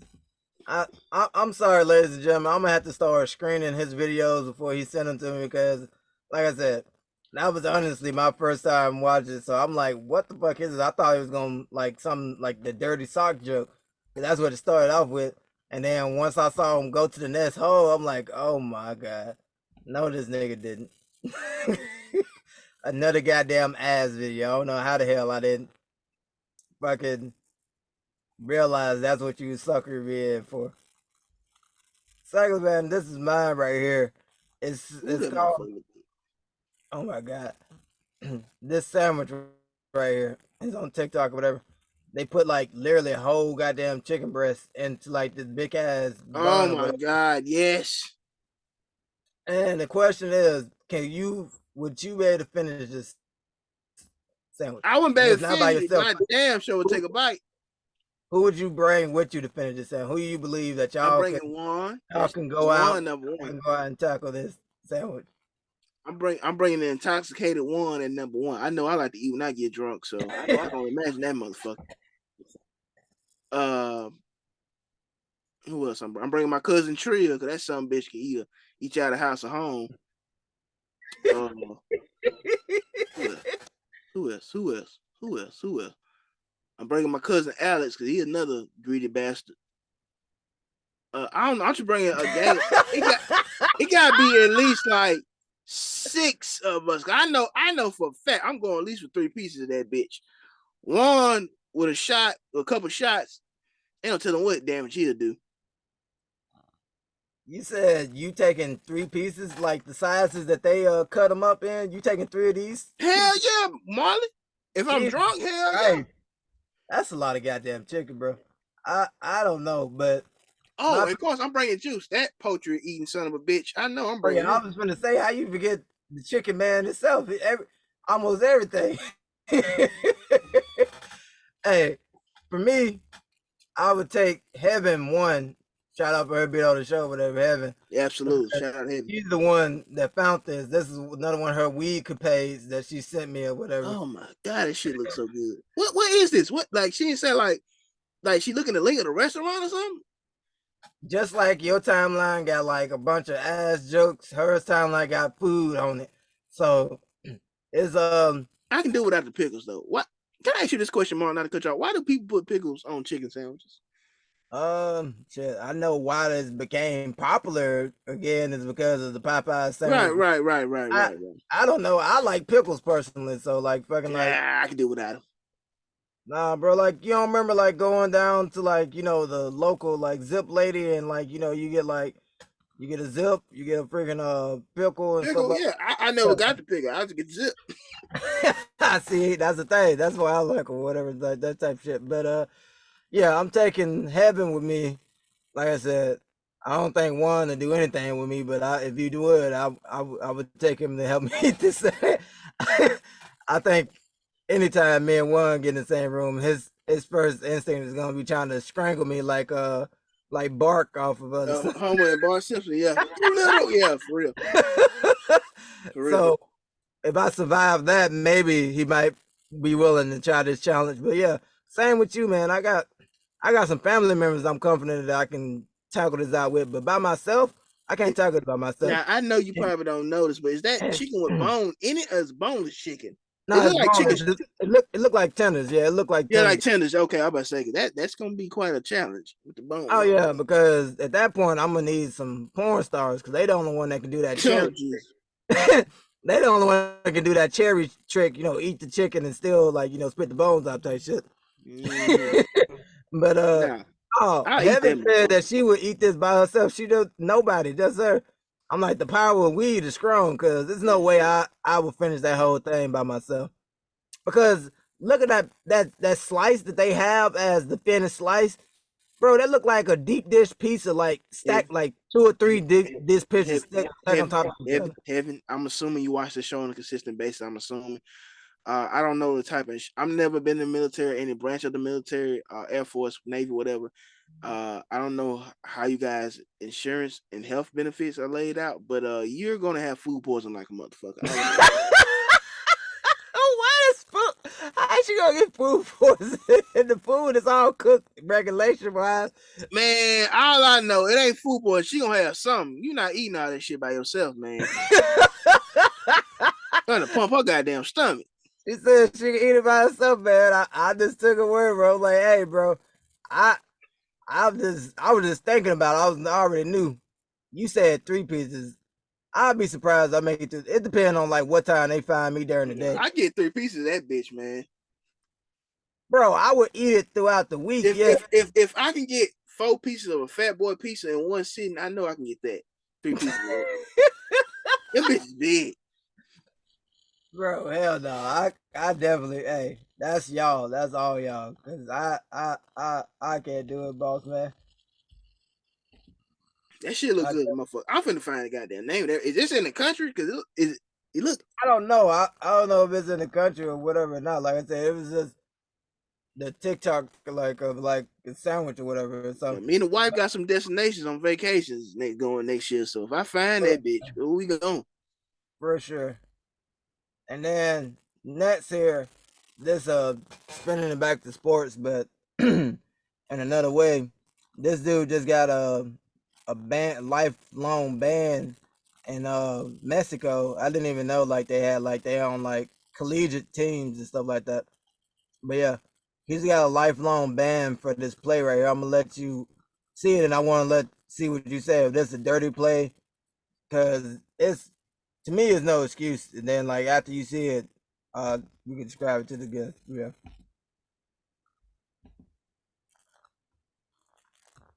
But basically, here's a play. Okay. And you see he sit down, how he just drops his body weight onto the man's leg right. The way it was playing, it was kind of hard to tell. Like, play it, rewind it back.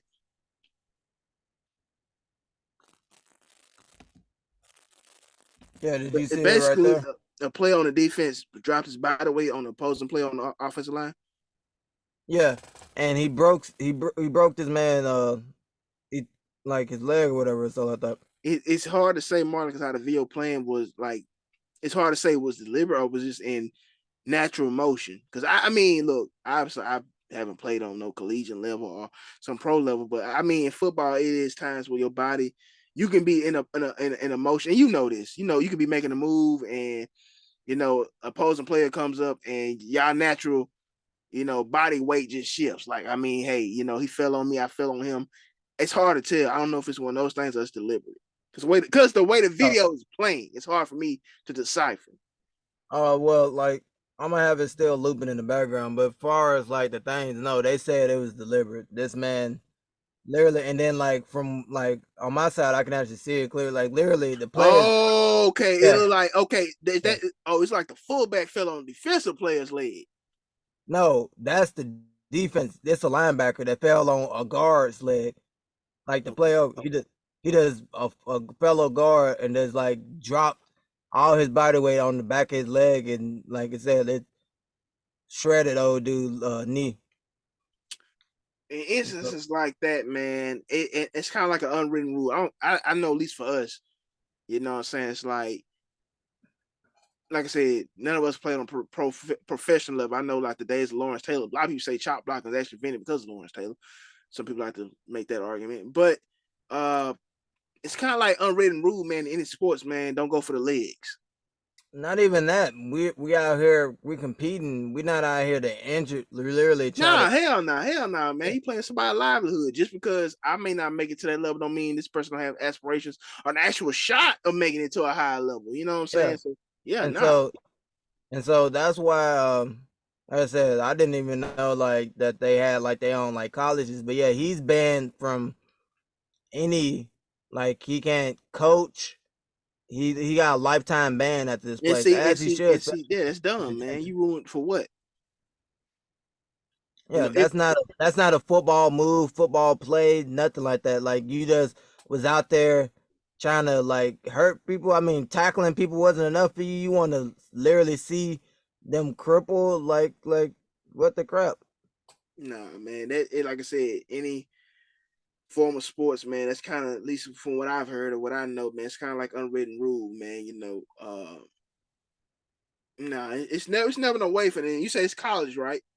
Yeah, this is so college or whatever. So assuming this gentleman, he's been taught the game from let's say Pop Warner, if they have Pop Warner, to elementary, to junior high, to high school, to now collegiate level. He's been taught the proper way to hit someone, block someone, shift his body weight. You've been taught this from the basics, man. You know, so if this is indeed, and you know, like I said, I can't really see the video to the magnitude, or maybe I should see it. Yeah, it's no room for that in anything, man. Like, you know, like Marlon said, we all out here trying to compete. You can compete in a way that doesn't harm anyone. You know what I'm saying? Yeah, and I know that firsthand. Like I said, I didn't play to no super max level, but I know a certain way to hit people. I know a certain way to block people. Yeah, we spend most of the training camp showing the proper way of tackling for him, like you said. And if you came up in the sport, like your coaches show you, especially since we found out about like concussions, you put your head on like, you know, the opposite side or whatever. You drive with your shoulder, you wrap your arm. My shoulders, wrap with your arm, drive with your legs. Yeah, exactly. So, like I said, we all been taught that, and then like, you know, especially in the South, a big thing is after the game, you know, before the game, we're going to go out there and rip them alive. We're going to try to, and then after the game, good game, because we know that it's just competition. It's just a game. It's just a game at the end of the day, man. And like down there, I know big in the South, like we have prayer circles before the game, you know, making sure that everybody leave the game like they came in, win or loss. We want everybody to leave healthy. I mean, we just saw like you know, Hamilton last year, whatever, how that like really just shook the nation of like seeing like really just brought the gladiator part of this sport into it. Like we was like everybody was taken aback. So we're never like out here trying to intentionally help. So for this person to do that, I don't know what sick like kind of like pleasure you got out of it, or what his mindset was in it. Because like even when I looked up this video, I still haven't seen any other news like explaining why he did it or whatever. I just heard that he got a lifetime ban. But because to me it's no sense. It's not justifiable why you do that or whatever. Like you said, you wasn't getting enough thrill from like you a linebacker or whatever. Yeah. I think Shannon Sharp. Yeah. Marlon, not to cut you off, I think Shannon Sharp was speaking on this. I think I seen it maybe 2-3 weeks ago on Force Take. I don't know, I can't remember what play he was talking about, but he was talking about rehabbing. Like, to the average viewer out there, not only does a regular person, let's say a regular person that had suffered this injury, you have to learn how to rehab to just walk and deal with the daily function of your life and stuff like that. To an athlete, you have to not only deal with that, one, you have to get that leg or whatever that body part functioning. Secondly, you have to get that body part functional to now play an high intact sport, because it's two different things. A regular person that's working a 9 to 5 or going day life tearing that ACL, I'm not saying it's less strenuous to go up and do the physical therapy because I've never broken a bone a day in my life. Wink, wink, knock on wood. Believe it or not, I never have. I've heard stories. I never, I may have tore the ligament. I don't think I have. I torn a muscle, but probably sprung a couple of hand muscles over there and the bathroom. Fuck you, Marley. Fuck you, Marley. Goddamn, trying to kick some real shit. Goddamn copper tunnel like a motherfucker over there, I bet. But I have had carpal tunnel on the wrist. That's because lifting weights. They ain't got nothing to do with jacking off. But anyhow, yeah. You know what I'm saying? He was like, it's a whole nother, monster because like getting up early, like I said, physical therapy can be a bitch, but now I'm training myself to only be just functional to get back to that high class athletic level I was. So you know what I'm saying? It's like fuck the sport wise. This young person, whoever this man is going to go through physical therapy. Maybe learn how to walk on that leg properly. Let's say that now he has an impermanent limp or some shit like that. You never know. Because I like I said, because it was like in Spanish, I had to like translate it, like try to get it translated. I don't know, like I said, different report that he broke his leg, which means that's a whole different type of like surgery than just like being an ACL, like knee, both of them.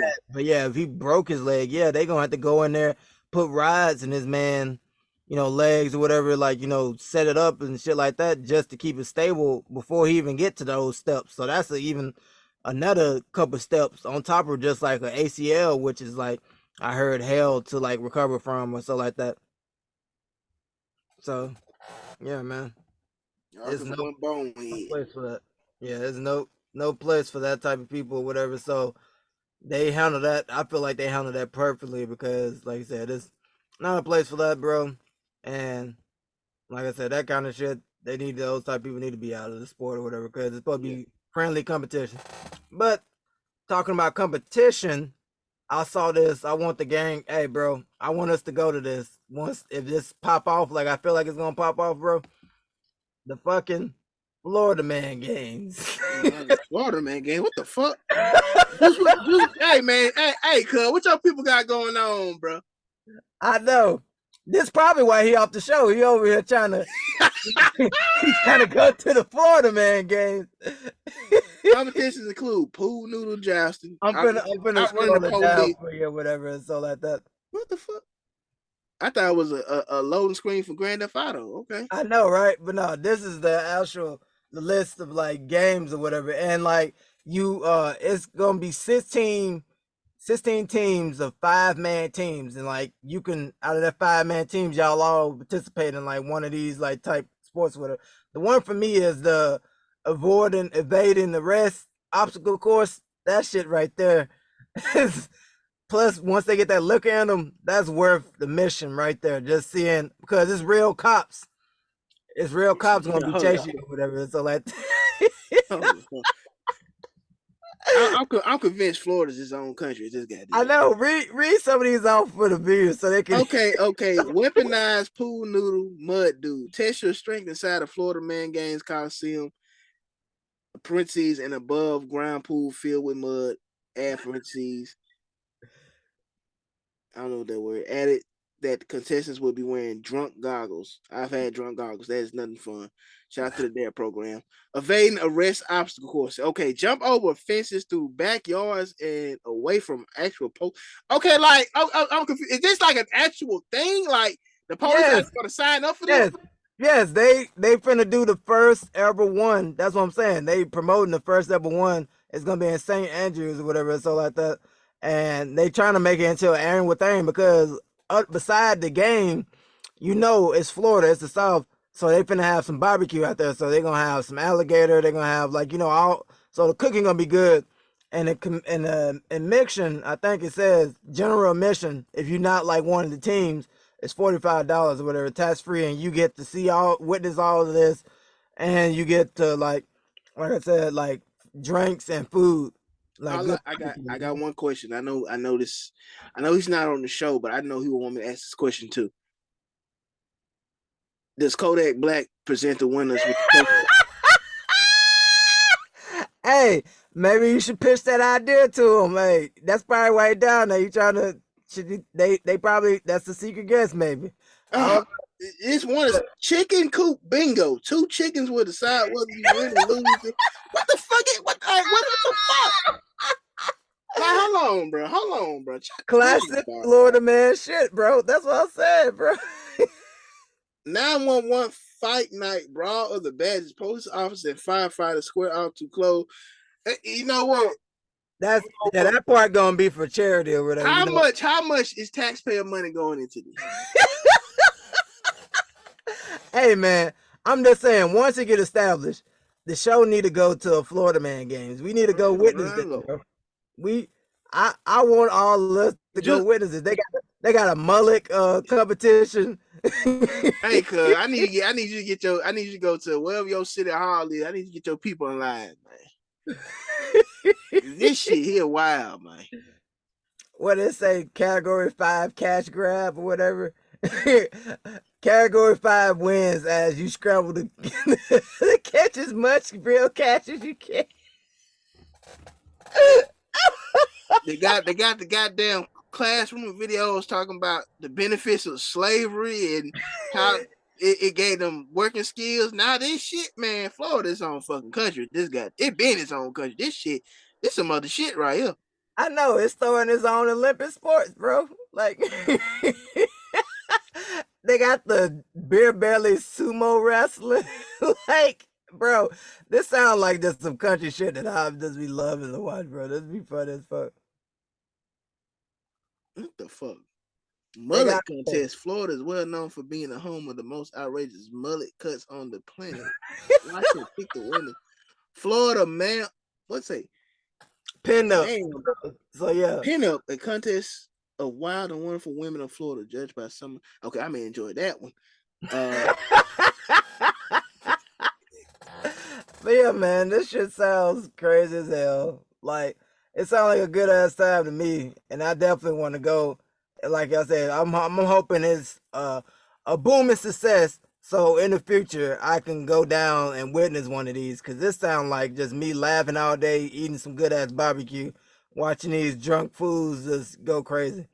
I'm gonna be there for the obstacle course. Like, the obstacle course just sound hilarious as hell because the cops, they gonna want to.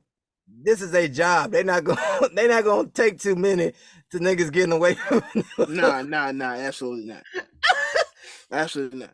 Stop resisting, man. It's a guy. Somebody, they get out there, they start getting dusted. Tasers might get pulled. This shit. Only Marley would find some shit like this. Hey man, it's not me, man. They're just listening, like reading all day and like. I swear, man. If y'all look up this article from the Orlando Sentinel, I guess the descriptions of the games, man, it's like a GTA loading screen. Is this not load screens from the upcoming GTA? I swear to God, it probably is, but like, that game's supposed to be based in Florida. Yeah, but it's a fucking Florida man like competition, bro. Like I can send you the link so you can attach it to the episode so people can go back. That's cool. But this shit is hilarious, bro. But yeah, that's everything for me, man. I just wanted to end it on that because I was like, only Florida, man. This that Z shit. This that Z shit. Only goddamn Florida, bro. Like, Jesus Christ, Juice, man. Thanks of an obstacle course, looting arrest obstacle course. God damn, is Trick Daddy gonna be one of the judges too? I gotta go down there, cuz. God damn. I don't know what the hell going on in Florida, man. Like you said, they their own type. They built different over there. It's them, and then there's Texas, them having their own, like, own. They their own country. They their own countries. They make their own rules and laws. Yeah, they both just have their own, like, goddamn thing, bro. It's crazy, bro. But if you ain't got nothing bad, we can go. I feel like we did more than enough good ass show, bro. Oh yeah, man. Off your chest if you want to, bro. Don't slide to Morgan, man. Send us on that. Pause. Man, get the fuck out of here. I told you these guys don't miss. Another classic in the books. But before they get out of here, there is a few more things they gotta get off their chest. So back to the fellas for get it off your chest. Marley, by all means, got something you want to get off your chest, man. Go ahead and kick it. Oh man, like I said, beginning of the show, both of my people's Juice won, man. Hoping everything's good. Situation with that. Shit, then far as me, man, shit. Bro. Hey man, I'm glad basketball is back. Shit, you got some good football, like shit. My college season already done. UFC and fucked me over. Lincoln Riley, if your fucking ass go to the NFL after this season thing, if I see you on, it's gonna be on site, brother. Damn. You can't leave us without a defense and then try to go jump your ass to the lead with Caleb because you can't properly make a goddamn defense, goddamn it. Your ass better stay and fist this shit before you try to leave. We opened up the private jet for your ass to come from Oklahoma. You better goddamn fist this shit at UFC, man. I came in this season with high hopes. Now I'm over here like shit. What we gonna be in, the Holiday Bowl or the Mayo Bowl? Hey, the Tostitos Bowl? Nah. Tostitos Bowl would be nice now. I'm a fan of No, Tostitos. I know that, but I'm saying I don't think we're gonna be high enough up to where we can do the prestigious one. So we're gonna be doing the new. We might be doing the fucking Florida Man Bowl. Oh man. The Kodak Black and Trick Dad performing that halftime. Get a band song. It's gonna be ratchet. That shit gonna be ratchet as hell. I don't think that game gonna be safe as a motherfucker. It ain't gonna be safe. Okay. Come on, man. Come on, man. I'll watch that motherfucker. I bet you would. You got oh man. But other than that, man, it's been fun, man. Just the 1-2 punch, bro. It's been a great ass episode, man. It's been fun as another one in the books. Absolutely, man. I got two things. First off, make sure you like, subscribe, and download to I'm Just Saying 48 Podcast on YouTube, Spotify, Google Podcasts, Spreaker, Amazon Audible, Apple Podcasts, and many more that I probably can't remember at the moment. It's a damn shame. But secondly, I've spoken on this maybe actually the third or second episode of this actual platform. Look, guys, and I do put emphasis on the word guys because this is pertaining to all the men. Wherever you are in the world, there'll be restrooms right at home, public areas, restaurants, whatever. Please wash your motherfucking hands, man. I shouldn't have to say this at this grown ass age, but apparently this is a grown epidemic. Or apparently nobody was just taught this. Wash your goddamn hands, man. It's simple. I ain't gonna be long-winded with it. Just wash your goddamn hands. I don't care if you go in the bathroom just to get some goddamn snot out your nose. Wash your goddamn hands. You in the public area, you're in the restroom, you know where people's hands been, the doorknobs, whatever. Just wash your fucking hands. That's it. It's so simple. That's it.